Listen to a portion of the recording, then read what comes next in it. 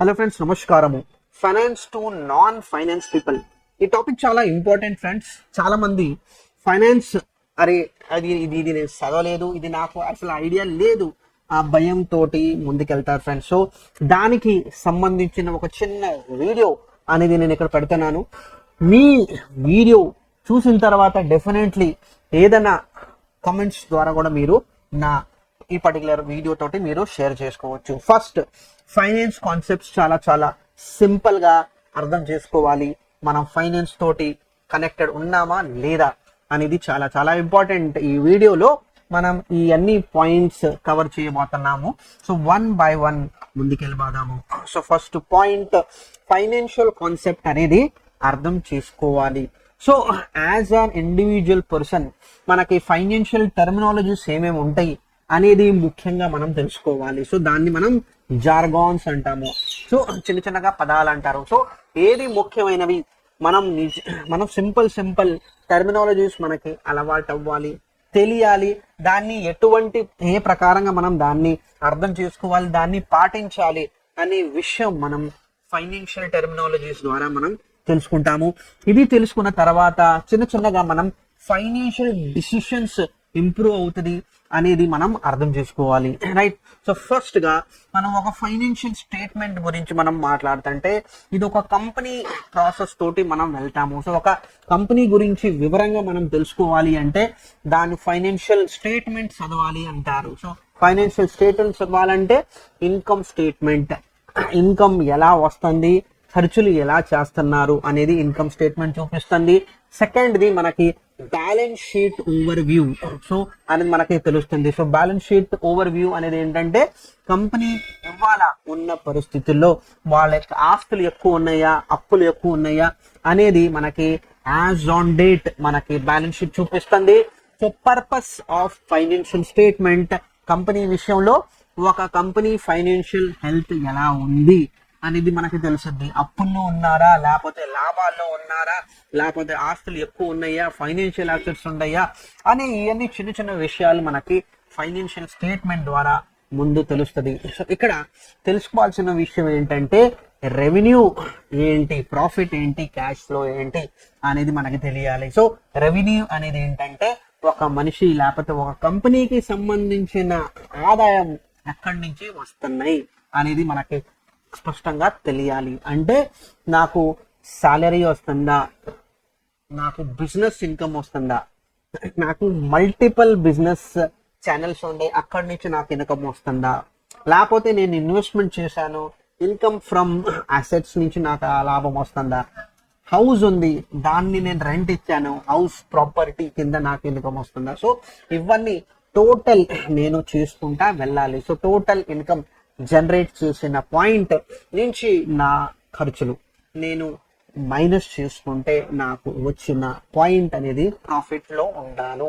So మనం తెలుసుకోవాల్సింది ఏంటంటే, మనకి ఇన్కమ్ నుంచి మనం ఖర్చులు తీసేసిన తర్వాత మన ప్రాఫిట్ లో ఉంటే ప్రాఫిట్, నష్టంలో ఉంటే మనకి లాస్ అనేది మనం చెప్పుకుంటాము. So profit or loss.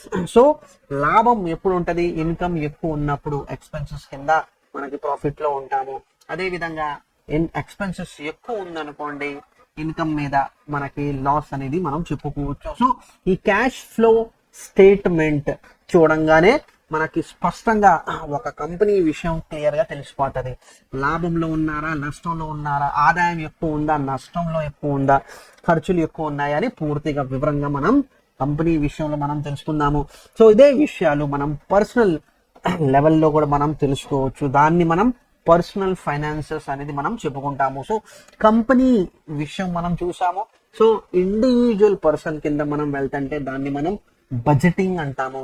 So budgeting అనే దాని మీద మనం ఏమేమి విషయాలు మనం చిన్నగా మనం డీటెయిల్ గా తీసుకోవాలి అంటే, సో బడ్జెటింగ్ మాట మీరు మనం ఏంటంటే, మనకి ఆదాయం ఎక్కడి నుంచి వస్తుంది, ఖర్చులు ఎంత స్పష్టంగా మనం రాసుకుంటే అంత అద్భుతంగా మన బడ్జెటింగ్ అనేది మనం చేసుకోవచ్చు. So tracking of income. So income tax విషయంలో మనం మాట్లాడుకుంటే 5 సోర్సెస్ ఆఫ్ ఇన్కమ్ అనేది ఉంటున్నాయి. సో 5 సోర్సెస్ ఆఫ్ ఇన్కమ్ లో మొదటిది శాలరీ, జాబ్ చేస్తున్నాము, శాలరీ నుంచి ఇన్కమ్ వస్తుంది. రెండోది ఇల్లు ఉంది, రెంట్ వస్తుంది, హౌస్ ప్రాపర్టీ. మూడోది business are profession. So professional income మూడో మనం చెప్పుకోవచ్చు, లేకపోతే బిజినెస్ ఇన్కమ్ అనేది కూడా చెప్పుకోవచ్చు. నాలుగోది ఇన్కమ్ ఫ్రమ్ ఇన్వెస్ట్మెంట్స్ అనేది మనం చెప్పుకోవచ్చు. సో ఆస్తులు, మనం ఇన్వెస్ట్మెంట్ నుంచి వచ్చిన లాభం మనం capital gains or capital loss అనేది మనం చెప్పుకోవచ్చు. ఐదోది అదర్ సోర్సెస్.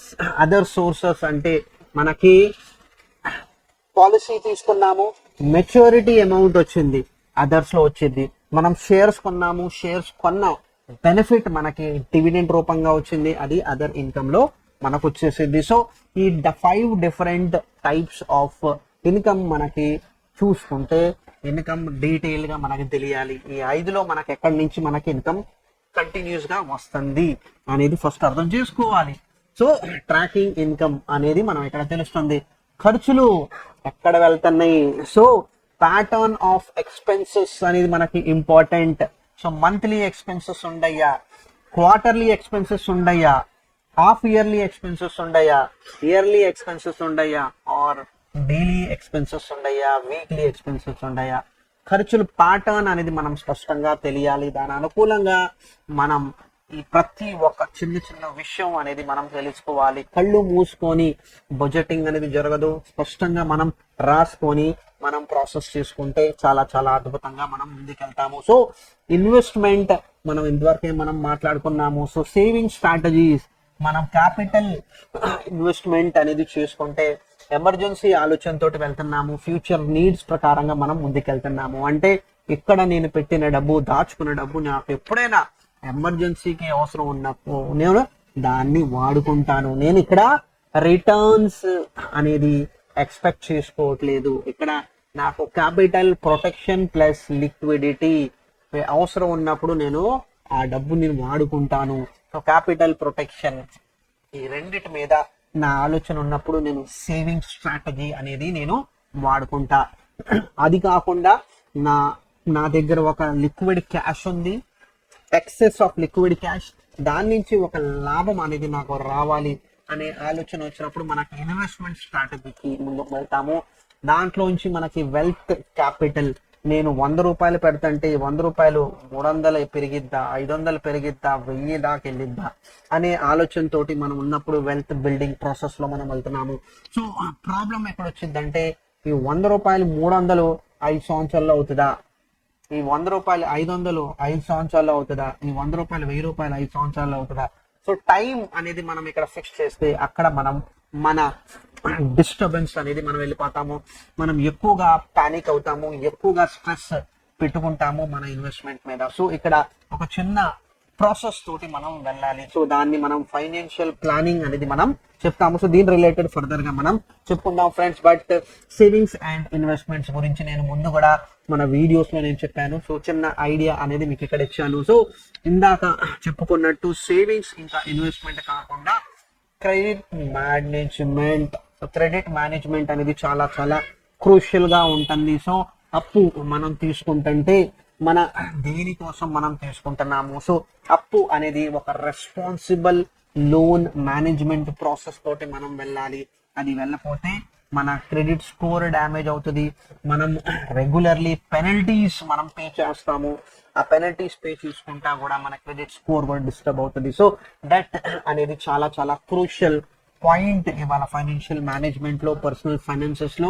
సో చాలా మంది క్యాష్ మేనేజ్మెంట్ ఒకటే చూసేవాళ్ళు, కానీ ఇవాళ క్రెడిట్ మేనేజ్మెంట్ అనేది కూడా చాలా క్రూషియల్ అనేది నేను ఓవర్ పీరియడ్ ఆఫ్ టైం అర్థం చేసుకున్నాను. అది ఎక్స్ప్లెయిన్ కూడా చేస్తున్నాను ఫ్రెండ్స్. చాలా చాలా ఇంపార్టెంట్. సో బిజినెస్ ఫైనాన్సెస్ అనేది మీద కూడా మనం ఫోకస్ చేసుకుంటుంటే సో మనకి ఇన్కమ్ రెవెన్యూ ఏ విధంగా మనకి బిజినెస్ వస్తుంది, ఏ విధంగా మనకి ఇన్కమ్ వస్తుంది, సో ఆ రెవెన్యూ మోడల్స్ మనకి ఫ్రీక్వెంట్లీ ఇన్కమ్ వస్తుందా అనేది మనం చేసుకోవాలి. అవన్నీ పాయింట్స్.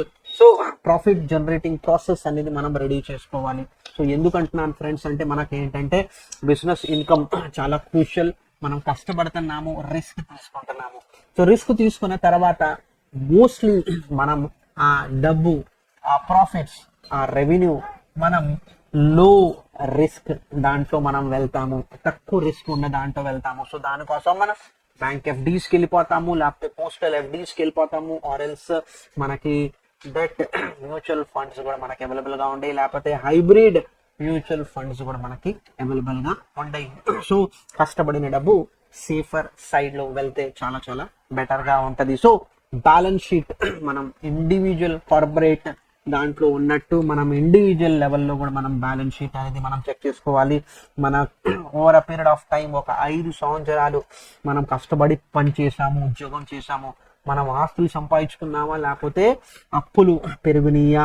సో ఇక్కడ చాలా చాలా ఇండివిజువల్ లెవెల్లో కూడా మనం చూస్తున్నాము. సో దీన్ని మనం ఒక చిన్న ఫైనాన్షియల్ పొజిషన్ తెలుసుకోవాలంటే మనం దాన్ని నెట్ వర్త్ అనేది మనం ఒక చిన్న పదం వాడతాము. సో నెట్ వర్త్ అనేది ఎలా తెలిసిద్దంటే మీ దగ్గర ఉన్న ఆస్తుల నుంచి అప్పులు అనేది మనం తీసుకుంటాము, మైనస్ చేసేస్తే దాంతో మనకి ఫైనాన్షియల్ హెల్త్ తెలిసిద్ది. అంటే ఆస్తులు అనుకున్నాము ఒక 2.5 crores ఉన్నాయి, అప్పులు మనకి 1.5 crores ఉన్నాయి. సో నెట్ వర్త్ ఎంత అంటే 1 CR. సో సింపుల్ గా అర్థం చేసుకోవాల్సింది ఏంటంటే రేపు ఏదైనా అవసరం బట్టి ఈ 1.5 తీర్చాలి అంటే నీవు ఆస్తుల నుంచి 1.5 అమ్ముకొని ఆ ఆస్తి నేను దాన్ని తీర్చేయచ్చు. అది తీర్చిన తర్వాత నా దగ్గర మిగిలిన అమౌంట్ అనేది 1 CR. సో అది మన నెట్ వర్త్ అనేది మనం చెప్పుకుంటాం. సో మీరు as an individual person grow అవుతున్నారా అనేది స్పష్టంగా తెలుసుకోవాలి అనుకుంటే మీరు ఫైనాన్షియల్ హెల్త్ తెలుసుకోవాలి అని దానికి మీరు నెట్వర్త్ అనేది కౌంట్ చేసుకోవాలి అనేది నేను చెప్తాను ఫ్రెండ్స్. సో కొన్ని ఫైనాన్షియల్ రేషియోస్ కంటిన్యూస్ గా మీరు ప్రొసీడ్ అవ్వాలి, ప్రాఫిటబిలిటీ చెక్ చేసుకోవాలి, లిక్విడిటీ చెక్ చేసుకోవాలి, ఆపరేషనల్ ఎఫిషియన్సీ అనేది కూడా మనం కంపెనీ లాగా ఇండివిజువల్ గా మనం వెళ్ళాలి. సో బిజినెస్ గురించి మనం చూసుకుంటే ఎందుకంటే పర్సనల్ ఫైనాన్సెస్ లో బిజినెస్ అనే విషయం కూడా మనం చాలా చాలా కీలకంగా మనం అనుకుంటాము. సో బిజినెస్ పర్ఫార్మెన్స్ కూడా కంటిన్యూస్ గా ఇవాల్యుయేట్ చేసుకోవాలి. మనం ఏ పొజిషన్ లో ఉండాలనుకున్నామో అక్కడ ఉన్నామా లేదా అనేది కంటిన్యూస్ గా మనం చెక్ చేసుకోవాలి. సో ఇక్కడ ఫైనాన్షియల్ ఇన్ఫర్మేషన్ అనేది మనం కరెక్ట్ గా తీసుకోవాలి. ఒక 20 సంవత్సరాల క్రితం కరెక్ట్ ప్రొడక్ట్ అనేది ఇవాళ కూడా సేమ్ ప్రొడక్ట్ అనేది కరెక్ట్ గా ఉంటుంది అని మనం చెప్పుకోలేము. ఒక 2005లో మొబైల్ ఫోన్స్ ఇవాళ మొబైల్ ఫోన్స్ లో చాలా చాలా తేడా ఉంది. సో టైంతో పాటు మనం మన ఇన్వెస్ట్మెంట్ ప్యాటర్న్ అనేది కూడా మార్చుకోవాలి. సో ఇక్కడ మనం ఓవరాల్ గా మనం తెలుసుకోవాల్సింది ఏంటంటే మార్కెట్ లో మార్పులు అనేది ఫైనాన్షియల్ హెడ్లైన్స్ తో తెలుసుకోవచ్చు. మార్కెట్ లో ఫ్లక్చుయేషన్ ఉంటే మన దాని తగ్గట్టు మన short term are long term అనే మీద డిసిషన్ తీసుకోవాలి. కరెక్ట్ గా అర్థం చేసుకోవాలి మార్కెట్ న్యూస్ ని. మీకు అర్థం అవ్వకపోతే తెలిసిన వాళ్ళతోటి కూర్చొని డిస్కస్ చేసుకోవాలి, ఎక్స్పర్ట్స్ సపోర్ట్ తీసుకొని ఆ డిసిషన్ ఇంపాక్ట్ అనేది తెలుసుకోవాలి. అంటే ఇంట్రెస్ట్ రేట్స్ తగ్గించారు, సో ఇంట్రెస్ట్ రేట్స్ తగ్గిస్తుంటే దాని ప్రభావం ఎంత ఉంటది, ఎక్కడ ఉంటది, ఎటువంటి ప్రొడక్ట్స్ లో మనం ఉండాలి, ఎటువంటి ప్రొడక్ట్స్ లో మనం ఉండకూడదు అనే విషయం అనేది మనం డిసిషన్ తీసుకోవాలి. సో ఆ డిసిషన్ మేకింగ్ అనేది మనకి తెలియపోతే మనం డెఫినెట్లీ హెల్ప్ తీసుకొని ఆ డిసిజన్ తీసుకోవాలి. సో ఎకనామిక్ ఫ్యాక్టర్స్ ఇండివిజువల్ గా మనకి ఇవన్నీ మన ఇండివిజువల్ లైఫ్ లో కూడా చాలా చాలా కీలకంగా మనం చెప్పుకోవచ్చు. GDP, inflation rates, unemployment figures, ఇది ఓవరాల్ గా ఎకనామిక్ హెల్త్ డిఫైన్ చేసింది. బిజినెసెస్ కరెక్ట్ గా ఉండయ్యా, బిజినెసెస్ కరెక్ట్ గా లేని పరిస్థితుల్లో ఓవరాల్ మార్కెట్ మీద ఇంపాక్ట్ అవుతుంది. సో ఇవన్నీ ఇండైరెక్ట్లీ మన పర్సనల్ ఫైనాన్సెస్ మీద కూడా డిస్టర్బెన్స్ అనేది చూపించింది. సో ఇండైరెక్ట్లీ మనం ఇవన్నీ మీద మనం ఎందుకు ఫోకస్ చేసుకోవాలంటే ఇది కరెక్ట్ గా లేదు అంటే చిన్న చిన్నగా మన ఇండివిజువల్ పర్సనల్ ఫైనాన్సెస్ మీద కూడా చాలా చాలా ఇంపాక్ట్ చేసింది అనేది మనం చెప్పుకోవచ్చు ఫ్రెండ్స్. సో కొన్ని విషయాలు మనం చెయ్యకూడదు అనేది ఏంటి అంటే ఫ్రీక్వెంట్లీ మార్కెట్ లో కొన్ని ఇన్ఫర్మేషన్ స్ప్రెడ్ అవుతూ ఉంటది. మిస్లీడ్ చేయడానికి కొన్నిసార్లు ఆ ఇన్ఫర్మేషన్ ఆ పుకార్ అనేది పెట్టుకుంటా ఉంటారు. సో ఆ ఇన్ఫర్మేషన్ ని కరెక్ట్ గా ఉందా లేదా అనేది మనం చెక్ చేసుకోవాలి. ఇన్ఫర్మేషన్ అనేది డేటా తోటి సపోర్ట్ తీసుకోవాలి. ఫైనాన్షియల్ డిసిషన్స్ అనేది ఒక కరెక్ట్ గా డేటా తోటే మనం తీసుకోవాలి. జడ్జిమెంట్ తీసుకునే ముందు క్రిటికల్ గా ఆలోచించాలి, ఇవాల్యుయేట్ చేయాలి. ఇందాక నేను మీకు చెప్పినట్టు ఇంట్రెస్ట్ రేట్స్ తగ్గినాయి, ఇన్ఫ్లేషన్ రేట్ పెరిగింది, దానికి అనుకూలంగా మార్కెట్ నార్మల్ గా ఇన్ఫర్మేషన్ వెంటనే మార్కెట్ లో డిస్టర్బెన్స్ మొదలవుతుంది. సో అక్కడ ఆ న్యూస్ ఎందుకు ఆ రియాక్షన్ వచ్చింది అనేది డెసిషన్ మనం తీసుకోవాలి ఫ్రెండ్స్. సో చాలా చాలా ఇంపార్టెంట్. సో ఇవన్నీ ఇంపార్టెంట్ పాయింట్స్ తోటి మనం రైట్ క్వశ్చన్స్ అడగాలి, డిసిషన్స్ తీసుకోవాలి. So clarity of thought process. So financial information వచ్చినప్పుడు మనం ఎటువంటి డిసిషన్స్ తీసుకోవాలి అనేది క్లారిటీ ఉండాలి. So clarity of thoughts. So ఆ సిచ్యువేషన్ లో నేను ఏం చేయాలి, ఏం చేయకూడదు అనే క్వశ్చన్స్ మనం అడుగుతూ ఉంటే డీపర్ గా మనం ఆ సబ్జెక్ట్ మీద ముందుకెళ్తాము. అంటే సింపుల్ గా లాజిక్ అనేది ఏంటంటే, నేను హోమ్ లోన్ తీసుకోవాలనుకుంటున్నా, హోమ్ లోన్ తీసుకోవాలి అనుకుంటే నెక్స్ట్ పాయింట్ అనేది ఏంటంటే, నేను డౌన్ పేమెంట్ ఎంత కట్టాలి, ఇంట్రెస్ట్ ఎంత ఉంటుంది, రీపేమెంట్ టైం నేను 15 years తీసుకోవాలా, 20 తీసుకోవాలా, 10 తీసుకోవాలా, సో ఫ్లోటింగ్ రేట్ లో తీసుకోవాలా లేకపోతే ఫిక్స్డ్ రేట్ లో తీసుకోవాలా, రైట్. సో ఇవన్నీ మనం చిన్న చిన్నగా పాయింట్ తీసుకోవచ్చు. సో ఇక్కడ మనకి నేషనలైజ్ బ్యాంక్ నుంచి మనం తీసుకోవాలా లేకపోతే ప్రైవేట్ బ్యాంక్స్ నుంచి తీసుకోవాలా లేకపోతే ఆర్ ఎల్స్ మనం ఎన్బిఎఫ్సిస్ దగ్గర నుంచి తీసుకోవాలా. సో ఇవన్నీ కూడా మనకి చాలా చాలా ఇంపార్టెంట్ పాయింట్ మనం చెప్పుకోవచ్చు. సో ఇవన్నీ డెసిషన్ మేకింగ్ చిన్న చిన్నగా తీసుకుంటానే ముందుకెళ్ళాలి. సో ఫర్దర్ గా మనం పర్సనల్ ఫైనాన్సెస్ గురించి మరింతగా మీరు నేర్చుకోవాలి అంటే ఫ్రెండ్స్, ఫస్ట్ బుక్స్ చదవాలి, ఆన్లైన్ కోర్సెస్ అనేది మీరు చేసుకోవచ్చు, plus various digital tools available గా ఉంటాయి పర్సనల్ ఫైనాన్సెస్ రిలేటెడ్. కొన్ని బ్యాంకింగ్ వెబ్సైట్స్ లోనే మీకు స్పెసిఫిక్ గా ఇవన్నీ ఉంటాయి ఫ్రెండ్స్. సో మీరు స్పెసిఫిక్లీ ఒక బ్యాంక్ తోటి మీరు బ్యాంక్ అకౌంట్ ఉంటే అక్కడ మీ ట్రాకింగ్ అనేది అక్కడ తెలుస్తుంది. సో దీనికి రిలేటెడ్ నేను ఫ్యూచర్ లో డెఫినెట్లీ నేను ముందుకు వస్తాను ఫ్రెండ్స్. సో ఫైనాన్స్ నాలెడ్జ్ లేని వాళ్ళకి మనం వెళ్ళాలి అనేది ఏంటంటే, ఆగస్ట్ ఎండ్ దాకా మీరు ఒక చిన్న కోర్స్ మీరు ఎక్స్పెక్ట్ చేసుకోవచ్చు friends related to finance for non finance people. So ఇప్పుడు దాకా మనం చూసుకున్నది ఫ్రెండ్స్, ఇంకా డీటెయిల్డ్ గా కాస్ట్ డెఫినెట్లీ చాలా చాలా రీజనబుల్ గానే ఉంటది. So as a middle class persons definitely నేను కూడా అర్థం చేసుకుంటాను ఫ్రెండ్స్. సో కోర్స్ మీద ఎక్కువ డబ్బు పెట్టుకుంటే ఉపయోగం ఏంటి అనేది కాకుండా, ఈ కోర్స్ నాకు చేసుకుంటే జీవితాంతం నాకు ఉపయోగపడిద్ది అనే ఆలోచన ప్రకారంగా నేను ఆ కోర్స్ ఫీ అనేది పెడతాను ఫ్రెండ్స్. సో డెఫినెట్లీ ఆ పాయింట్ ఆఫ్ వ్యూ తోటి మనం ముందుకెళ్దాం friends. So ongoing point అనేది మనం చెప్పుకుంటే, సో ఫైనాన్స్ అనేది ఏంటంటే కంటిన్యూస్ గా లెర్నింగ్ ప్రాసెస్, బడ్జెటింగ్ కాన్స్టెంట్లీ మనం ట్రాక్ చేసుకోవాలి, ప్లస్ ప్రొఫెషనల్ అడ్వైస్ ఎంత ఎక్కువ కరెక్ట్ గా మీరు తీసుకుంటా వెళ్తే అంత అద్భుతంగా మీ పర్సనల్ ఫైనాన్స్ ట్రాక్ లో ఉంటది అనేది మనం చెప్పుకోవచ్చు. సో ఇది ఒక చిన్న understanding friends. So as an individual person మనం తెలుసుకున్న ఫైనాన్స్ టాపిక్స్ ని మనం ఎంత సింప్లిఫై చేసుకుంటే అంత బాగుంటది. దాంతో మనకు ఓవరాల్ గా కాన్ఫిడెన్స్ వచ్చింది. నేను మొదటి మెట్టు నడుస్తున్నా, దాని తర్వాత రెండో మెట్టు ఎక్కాలి అనేది నాకు ఎందుకు తెలుస్తుందంటే, ఫస్ట్ తర్వాత 2 వచ్చింది, 2 తర్వాత 3 వచ్చింది, 3 తర్వాత 4 వచ్చింది. అది ఎందుకు వచ్చిందంటే నాకు లెక్కలు వస్తుంటే 1 తర్వాత 2 వచ్చింది. ఆ లెక్కలు ఆ టేబుల్ అనేది ఆ ప్రకారంగా జరిగింది. సో ఇక్కడ పాయింట్ ఫైనాన్స్ విషయంలో కూడా ఆ ఆలోచనతోటి మనం ముందుకెళ్ళాలి ఫ్రెండ్స్. సో దీంతో నేను సెలవు తీసుకుంటాను friends. Thank you very much.